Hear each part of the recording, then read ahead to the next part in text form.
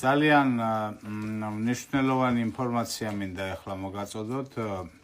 თქვენ იცით, რომ აღდგომის დღეები არის დღესასწაული და ბევრ კვერცხს ჭამს სავარაუდოდ ადამიანი, ბევრ კვერცხს მიერთმევს და მინდა გითხრათ აქვე რომ კვერცხს აქვს ნორმა თავისი.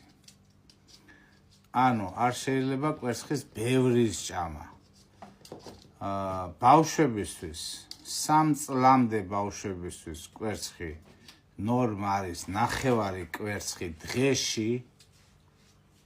3-დან 7 წლამდე 1 ცალი კვერცხი არის ნორმა დღეში, 1 ცალი, ხოლო მოზრდილებში 2 ცალი კვერცხი არის ნორმა. თუ შენ სპორტით ხარ დაკავებული და ასე შემდეგ 3 ცალი არის ნორმა, ჩემო კარგო. ასევე კვერცხის შენახვის პირობები არის, თუ მაცივარში არის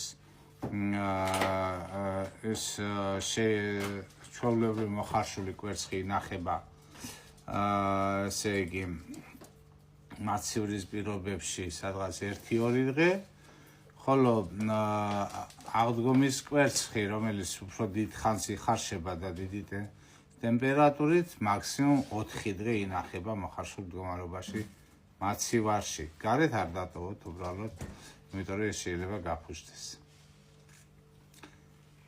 მეტი ინფორმაციისთვის გამოიწერეთ ჩემი გვერდი, რომ არ დაგეკარგოს შენთვის სასარგებლო ინფორმაცია, ხოლო თუ შენ წონაში სწორად კლება გსურს, მომწერე პირადში. ასევე არ დაგავიძეს ამ სიკეთის შენი მეგობრისთვის გაზიარება.